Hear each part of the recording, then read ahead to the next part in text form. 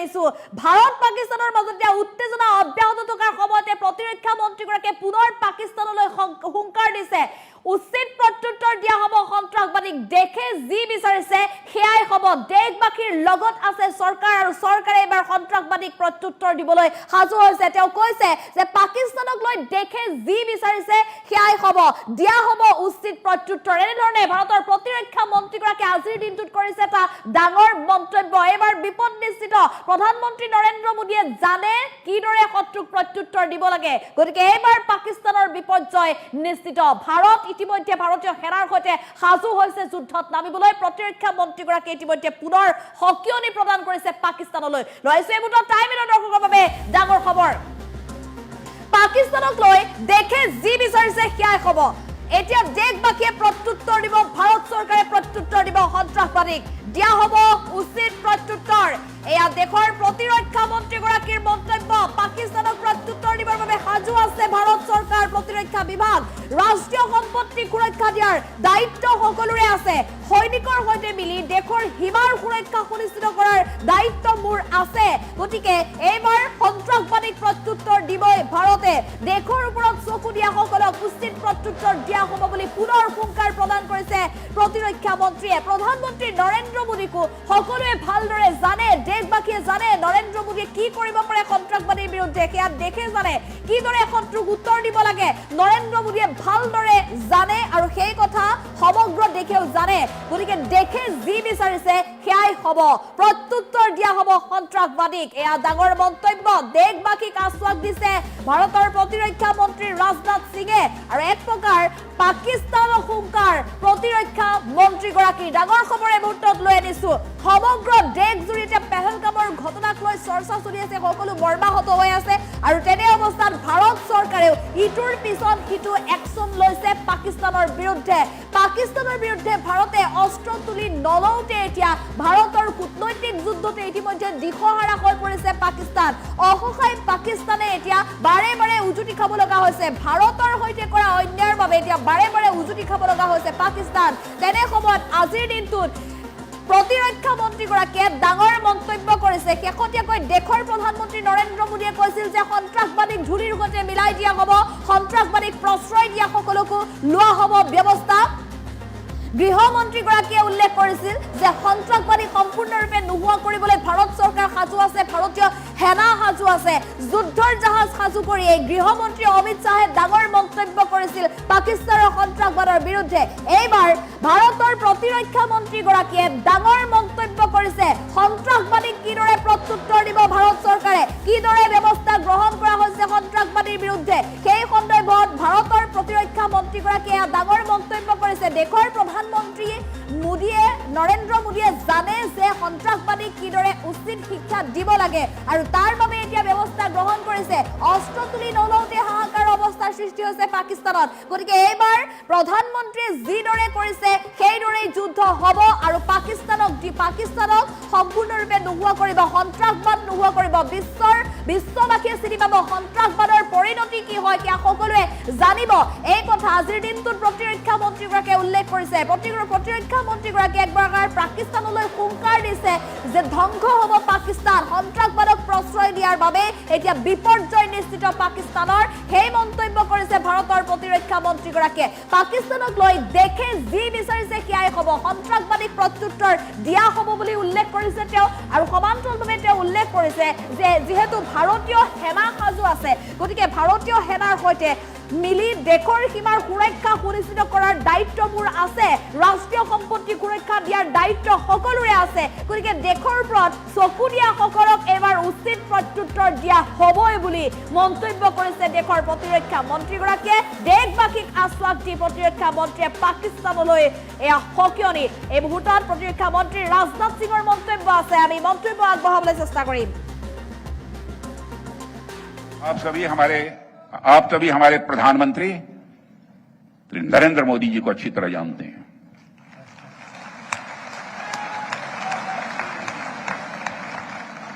उनकी कार्यशैली से भी अच्छी तरह परिचित हैं उनकी दृढ़ता से भी अच्छी तरह परिचित हैं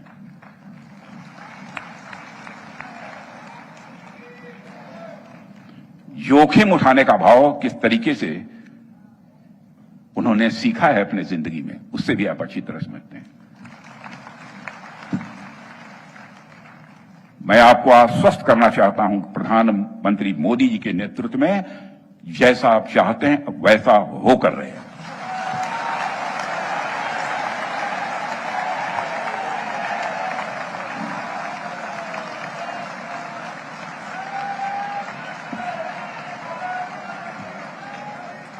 देवियों व सज्जनों, जैसे हम सभी राष्ट्र के शरीर की रक्षा करते हैं, ठीक उसी प्रकार महाराज जी जैसे संत और अन्य संत भी जो हमारे बैठे हैं, वह राष्ट्र की आत्मा की रक्षा करते हैं। सुधांशु जी महाराज जैसे संतों ने हमें बताया और यह करके दिखाया कि राष्ट्र की आत्मा की रक्षा तभी संभव है जब हम सब अपनी संस्कृति, अपने मूल्यों और साथ ही अध्यात्म से जुड़े रहें, तभी संभव है। भारत की शक्ति केवल उसकी सैन्य शक्ति में नहीं, बल्कि उसकी संस्कृति और अध्यात्म में भी है। फिर से मैं दोहराना चाहता हूं, ध्यान से सुन लीजिए। भारत की शक्ति केवल उसकी सैन्य शक्ति में ही नहीं, बल्कि उसकी संस्कृति और अध्यात्म में भी है। भारत वह भूमि है जहां पर वीर अर्जुन जैसे योद्धा हुए तो भगवान बुद्ध जैसे महायोगी भी हुए। भारत तो वह भूमि है जहां तलवार भी तपस्या से पवित्र होती है। भारत वह भूमि है जहां तलवार भी तपस्या से पवित्र होती है। भारत के इतिहास में ऐसी कथाएं बराबर आप लोगों ने सुनी होंगी, जहां ऋषियों ने अपने तप से, अपने ज्ञान से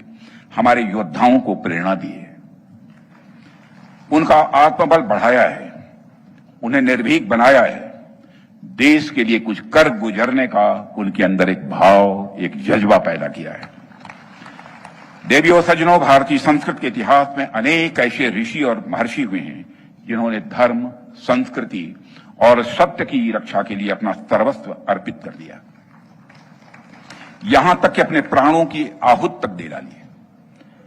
आप सबने अनेक कथाएं सुनी होंगी। महर्षि दधीच का नाम सुना होगा। महर्षि दधीच ने इंद्र आदि देवताओं की रक्षा के लिए अपने अस्थियों का दान कर दिया था। उन्हीं की हड्डियों से बने वज्रास्त्र से इंद्र राक्षसों को पराजित करने में वह सक्षम हो पाए थे। इसी तरह अनेक ऐसे ऋषि और मनीषी हुए हैं जिन्होंने खुद को केवल तपस्या तक ही सीमित नहीं रखा, बल्कि संस्कृत के उद्धार में भी अपना बहुत बड़ा योगदान दिया है। इन ऋषियों का जीवन हमें सिखाता है कि संस्कृत केवल पुस्तकों या परंपराओं में नहीं बसती है, संस्कृत इस देश की आत्मा में बसती है। और जब तक हमारी संस्कृत में यह तत्व जीवित है मेरे देवियों सज्जनों, तब तक भारत अमर रहेगा। दुनिया की कोई ताकत भारत को मिटा नहीं सकती। और आप सभी हमारे प्रधानमंत्री श्री नरेंद्र मोदी जी को अच्छी तरह जानते हैं।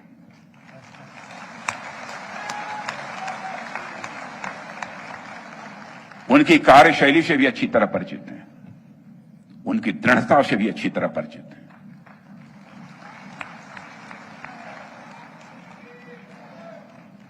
जोखिम उठाने का भाव किस तरीके से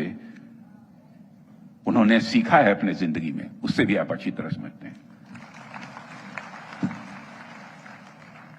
मैं आपको आश्वस्त करना चाहता हूं कि प्रधानमंत्री मोदी जी के नेतृत्व में जैसा आप चाहते हैं वैसा हो कर रहे हैं।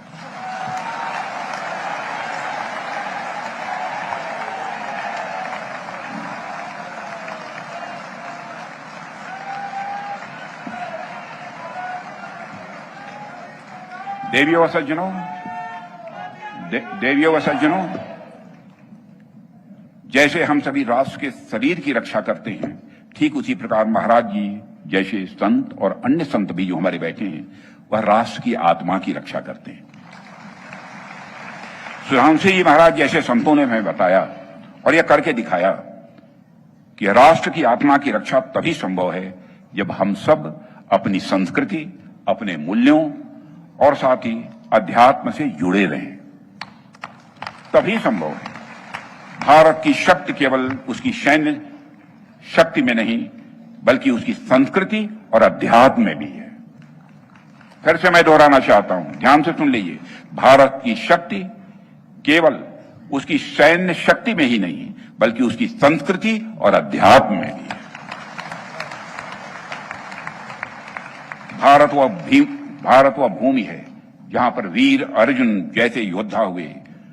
तो भगवान बुद्ध जैसे महायोगी भी हुए। भारत तो वह भूमि है जहां तलवार भी तपस्या से पवित्र होती है। भारत वह भूमि है जहां तलवार भी तपस्या से पवित्र होती है। भारत के इतिहास में ऐसी कथाएं बराबर आप लोगों ने सुनी होंगी, जहां ऋषियों ने अपने तप से, अपने ज्ञान से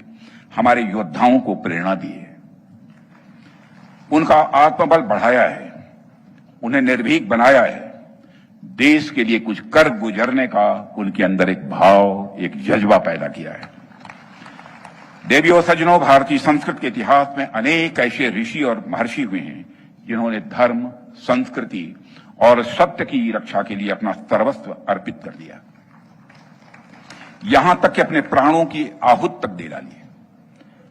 आप सबने अनेक कथाएं सुनी होंगी। महर्षि दधीच का नाम सुना होगा। महर्षि दधीच ने इंद्र आदि देवताओं की रक्षा के लिए अपने अस्थियों का दान कर दिया था। उन्हीं की हड्डियों से बने वज्रास्त्र से इंद्र राक्षसों को पराजित करने में वह सक्षम हो पाए थे। इसी तरह अनेक ऐसे ऋषि और मनीषी हुए हैं जिन्होंने खुद को केवल तपस्या तक ही सीमित नहीं रखा, बल्कि संस्कृत के उद्धार में भी अपना बहुत बड़ा योगदान दिया है। इन ऋषियों का जीवन हमें सिखाता है कि संस्कृत केवल पुस्तकों या परंपराओं में नहीं बसती है,